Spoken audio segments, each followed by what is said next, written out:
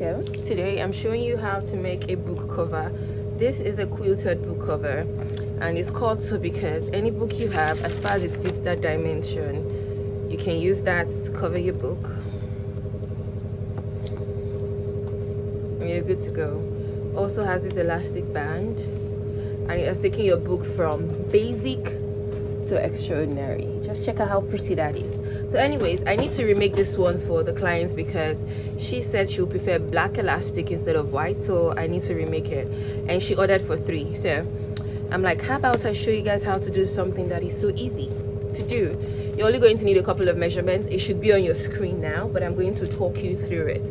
So whichever book you're using, be it a big book or a small book or a planner or a journal, it has to be customized to the size. You cannot just use any measurements. You only need 2 measurements, the length and the width. So the length of this book is 8.5 inches, and then the width, you're going to go all the way around. Closed, don't open the book, leave it closed. Go all the way around, and it's about 13 inches, as you can see there. So you have 8.5 and 13, so automatically you just add 1 inch all the way around. So if this is 8.5, your length is going to be 9.5, and if this is 13, it's going to be 14. You're going to add 1 extra inch. And then for the cover part, where is it? Ooh, I have a message. Okay, this part here is just 3 inches wide. You can make it however wide you want. If you want the book to cover properly, you make it more. I like using 3 inches. So you're going to cut out 4 pieces of 3 inches by the length. Remember, it's going from here to here, and from here to here we're doing 9.5. So you're going to have 2 pieces of 9.5 by 14 inches and 4 pieces of 9.5 by 3 inches. Okay, you can watch as many times as possible if you're confused. So anyways, by the time you have that all cut, for each bag you're going to have one of this, right? So 2 of this and 4 of this. 1, 2, 3, 4. That's what you need. So the next thing you do is iron on this. This is not compulsory, but I love the fact that it gives it a soft, squishy feel, and I quilt it as well, so it feels a bit puffy and just looks different. So I'm going to set all of these ones aside. I have ironed wadding on it already. This is like the thick wadding. I buy this one at, I think, 1,200 naira per yard. I can't remember. And then I want to quilt, so it's quite easy to quilt. You just draw lines. So what I do when I want to quilt is I use this part as my guideline. So I draw that way, and then I draw this way, and then I just start leaving this much space, which is about, I'm already used to gauging it, which is about 1.5 inch, right? 1.5 inch width.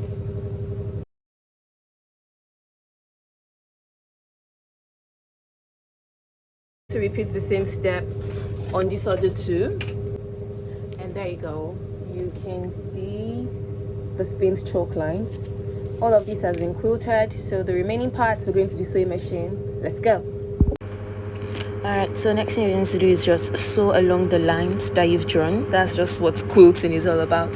Now, if you want to give this extra padding, you can put foam underneath it as well, but I don't want it to be too thick. This has to be literally lightweight, so that's why I didn't really put extra padding, and the quilting is just an extra design to give the book cover and a different look, basically. So when you're done quilting, it's just basically sewing crisscross.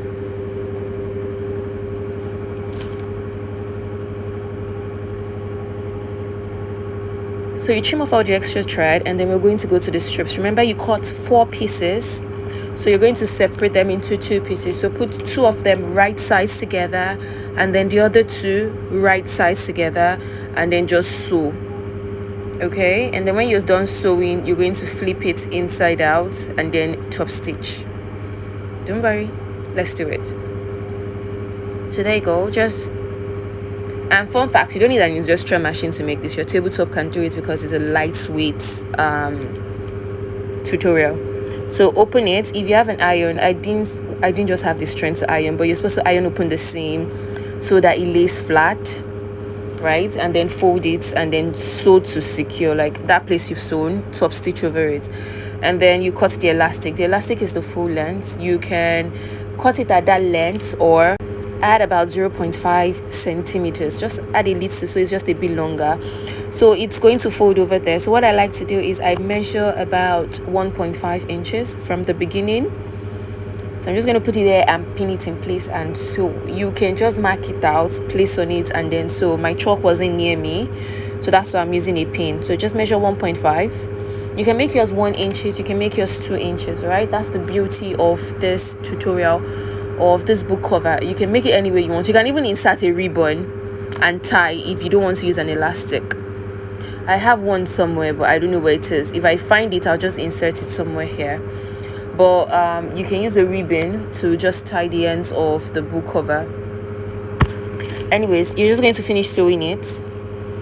Because I was doing more than one, I just decided to just sew everything at once, and then I've already top stitched that one. So next thing now is to sew the cover. This part is called the cover. So place it at both corners, right sides together. That's the opened part to the opened part. The part that you've stitched is not where you're sewing now. Please look at it closely. And then you sew to secure. See, we're almost done. It's that easy. After doing that, you're now going to, are you seeing what it looks like now? You're now going to put the other piece. Remember, you only padded one piece, you didn't pad the second one. So the other piece, place it right sides together, and sew to secure. But leave space at one of those corners there. Don't leave at the top, because if you leave at the top, you're going to have to top stitch, right, when you're done, and it would reduce how much space you have to insert your book. So just leave space at the corner there where the cover is, and then just sew all the way around. But remember, leave space. Do not sew all 4 sides, or you won't be able to flip it inside out. And then you trim, cut the corners, like notch down the corners so it's not too bulky. Flip inside out and use something to poke out the corners. I'm using a scissors. You can use like a screwdriver, but just use something to poke it out. So I'm just running it to just be sure that the book fits perfectly into it. And see, there you go. Remember, you have to iron when you're done though. I've not ironed it, so it still looks a bit bulky, and that's what it looks like. But we're not done yet. Remember that opening on the inside? Yes, you cannot deliver this book cover to a client like that, or to a friend, or to a loved one. You have to stitch it close. Now you can use like a double-sided tape or like hemming gum to iron it, but because this is marketed as machine washable or hand washable, after the constant washing, that hemming is going to remove. So I use a needle and thread and do something called the ladder stitch or the invincible stitch. It just means sewing vertically across both ends, pulling on the thread, and the stitch is going to be invincible. You can do more research on it though, or if you want me to do like an in-depth tutorial on how to do it. Are you seeing how that looks? You can't even see the opening anymore, and you cannot see the thread. So that's how I do my invincible stitches. I do that on probably like my laptop bags, or when I need to do bags that require me flipping inside out. So this helps the stitch to be invincible, and you're just wondering, how did this girl do this? Is it magic? No, it's not magic, it's invincible stitching. But anyways, we're done. Thank you so much for watching. Don't forget you can wash it or clean it with a wipe, trim all the excess thread, and iron. Thank you for watching. Bye.